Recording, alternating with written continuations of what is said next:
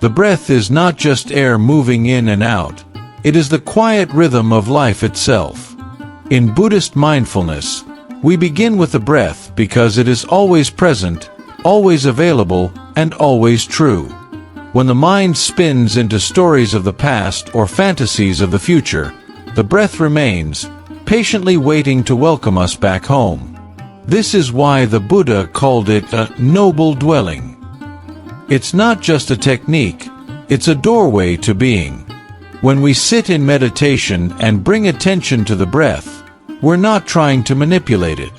We observe its natural flow, rising, falling, cool, warm, without judgment. This simple act of noticing is profound. It shifts our center of gravity from thought to awareness. With each inhale and exhale, we are gently training the mind to settle, to soften, to arrive. In the early Buddhist texts, this practice is known as ānāpānasati, mindfulness of breathing. The Buddha taught that through sustained attention to the breath, we develop concentration, samadhi, clarity, and insight. But this is not about control or perfection.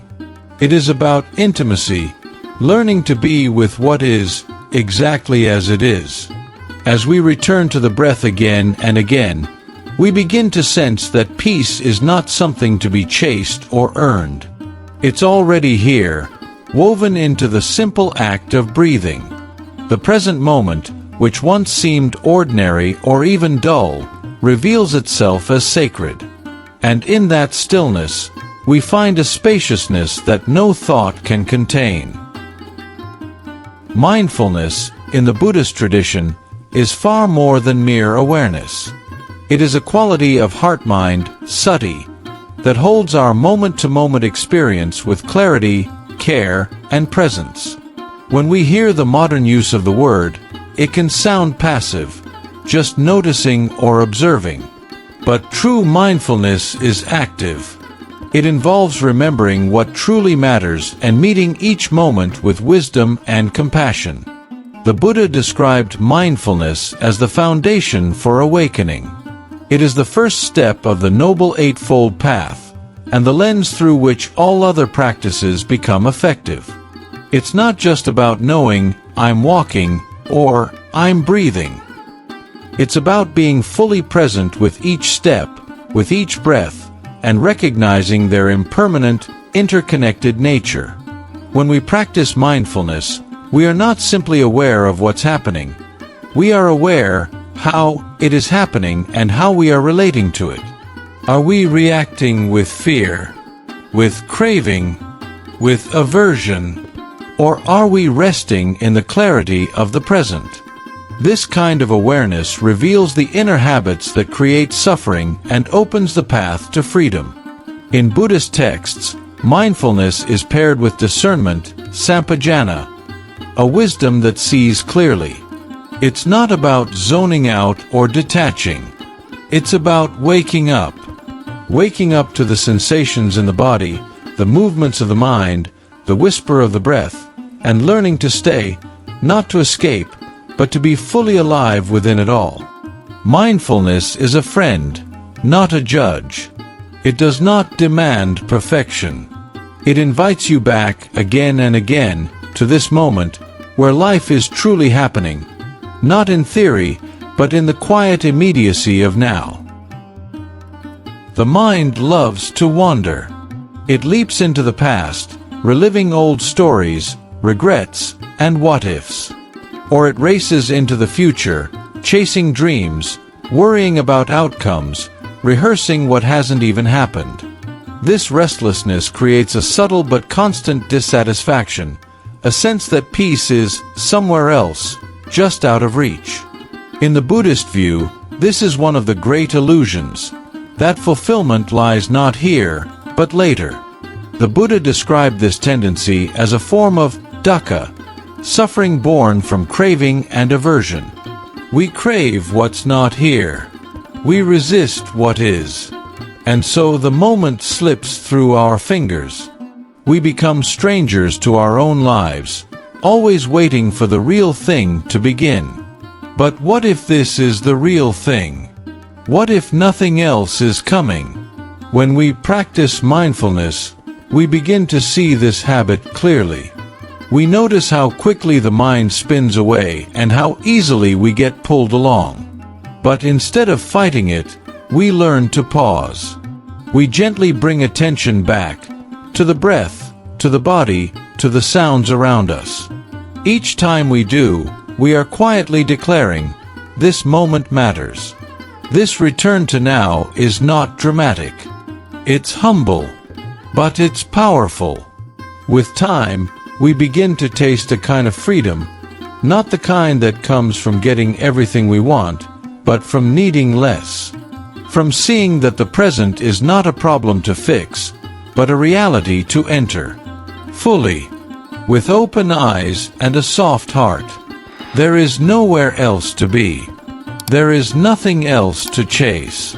Presence is not a means to an end. It is the end. And it begins now. The body is often overlooked in spiritual practice, yet in Buddhism, it is a vital anchor, a temple, not a trap. Far from being an obstacle to awareness, the body is our most immediate gateway to presence. It is always in the here and now. Unlike the mind, it does not drift into memories or fantasies. When we come home to the body, we come home to the moment. In the Satipatthāna Sutta, the Buddha taught ānāpānasati, mindfulness of the body, as a foundational practice. He urged his disciples to observe bodily sensations, posture, movement, even decomposition after death. Why? Because the body, in its simplicity and impermanence, reveals profound truths. It grounds us. It humbles us. It teaches us to feel rather than flee.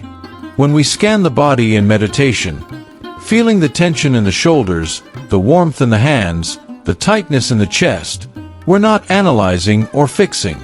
We are learning to be present with sensation, not lost in reaction. The body becomes a map, and mindfulness is the compass. Each sensation, pleasant or painful, becomes an opportunity to return, to listen, to soften. Too often, we live from the neck up, thinking, analyzing, planning. The body is treated like a vehicle, a servant to the mind's demands. But mindfulness turns this upside down. We begin to re-inhabit our own skin. We discover a quiet intimacy in the breath rising in the belly, the feet pressing into the floor, the heartbeat echoing within the chest. This is not a mystical experience. It is deeply ordinary, and in its ordinariness lies its power. To be in the body is to be alive, fully. And when we live from this place of grounded presence, we begin to trust life again, one breath, one step, one sacred moment at a time. Thoughts are not the enemy. They are part of the human experience, just like breath and sensation. Yet in meditation, many people become frustrated when the mind won't quiet down. "I can't stop thinking," they say, as if success means silencing the mind entirely. But the Buddha never asked us to eliminate thoughts, only to see them clearly, to understand their nature, and to no longer be ruled by them. Thoughts are like clouds drifting through the sky of awareness. Some are dark and stormy, others light and playful. But none of them are the sky itself. In Buddhist mindfulness, we learn to notice thoughts as they arise, without clinging or pushing away. There's planning. There's judgment. There's worry. We name them gently and return to the breath, the body, the now. This practice is not about suppression. It's about relationship. Rather than being swept up by every mental story, we create space. A thought can arise and pass without hijacking our attention. We become witnesses, not prisoners. And from this space, something remarkable happens. The thoughts begin to lose their power. They no longer define us. They are simply events in consciousness, temporary, conditioned, empty of self. The Buddha described this insight with the metaphor of a mirage. Thoughts appear real, but upon investigation, they are insubstantial. They come and go, influenced by habit, emotion, memory. When we stop identifying with them, we begin to experience the spaciousness of mind. Not a blank mind, but one that is open, clear, and responsive rather than reactive.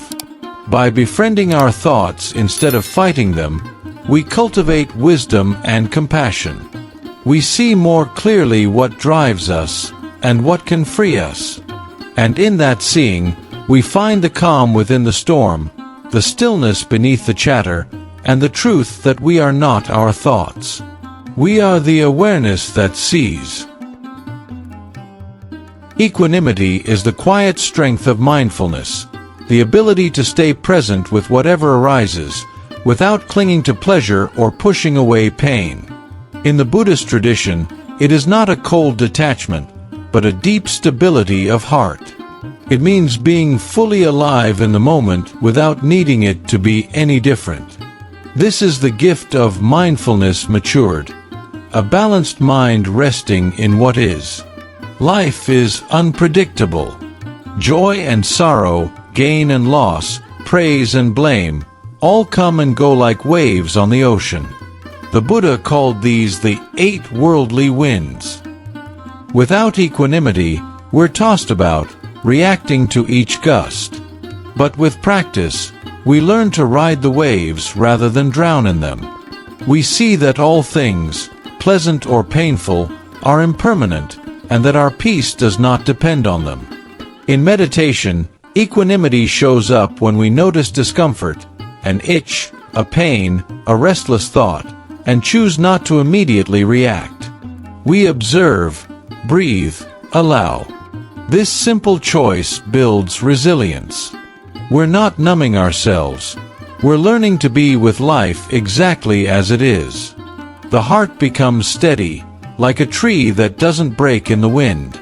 The Buddha often paired equanimity with compassion, emphasizing that true peace isn't found by escaping emotion, but by embracing it with wisdom. When we stop chasing the pleasant and fearing the unpleasant, we begin to experience a profound inner freedom. We're no longer controlled by conditions. We are present, grounded, free. Equanimity doesn't mean we don't care. It means we care deeply, but we no longer cling. It means we can face both beauty and suffering without losing ourselves. And in this stillness, the moment unfolds, not as a problem to be solved, but as a sacred offering to be received. Many imagine mindfulness as something that only happens on the cushion, in a quiet room, with incense burning and eyes closed. But the real heart of Buddhist practice is not confined to formal meditation. It is lived, moment by moment, breath by breath, in the middle of traffic, dishes, conversations, and heartbreak. The monastery is not somewhere far away. It's the kitchen, the street, the silence between words. The Buddha taught that mindfulness must permeate daily life.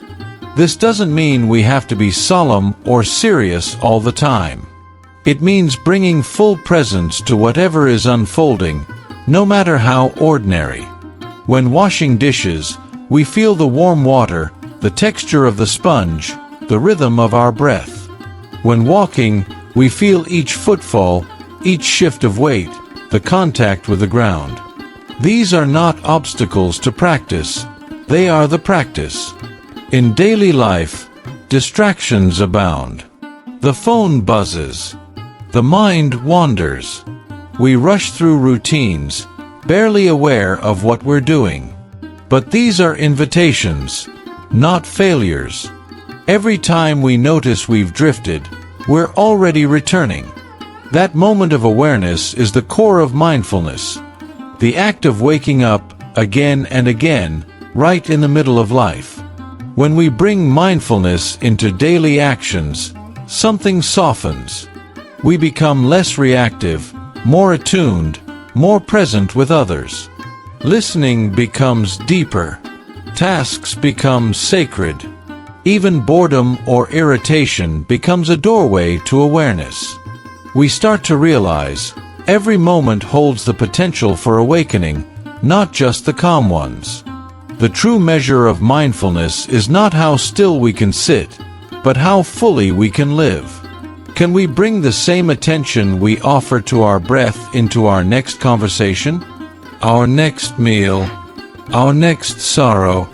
In doing so, the boundary between meditation and life dissolves, and everything becomes practice. Liberation, in the Buddhist sense, is not some distant, otherworldly goal.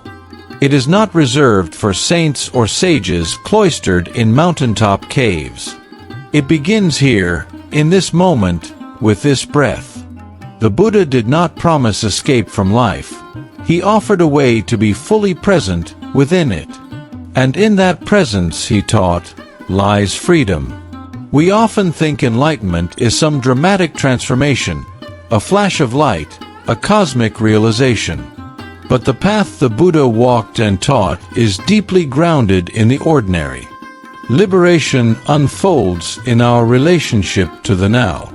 When we are no longer lost in craving or aversion, no longer at war with the present moment, we begin to taste true peace. This is why mindfulness is so central. It brings us back again and again to what is. Not what we wish was happening. Not what we fear might come. Just this breath, this body, this thought, this feeling. In turning toward the moment with awareness, we begin to break the trance of suffering. We see things as they are, not as we imagine them to be. The Buddha called this nibbana, the extinguishing of the fires of greed, hatred, and delusion. But it doesn't arrive like a thunderclap. It arises quietly, in the space created by mindful presence. Each moment we meet with clear seeing and an open heart is a moment of freedom. You don't have to change who you are. You don't have to go anywhere.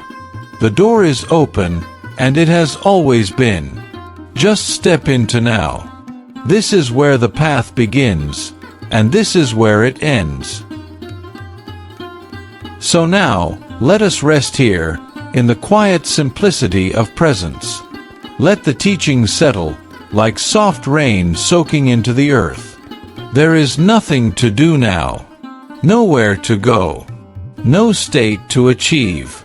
Just this breath, and then the next. Just this body, sitting, breathing, being. You are not behind. You are not broken. You are not late to your own life. The moment you return to now, fully and gently, you are on the path. This practice asks so little. Just your honest attention, your willingness to begin again.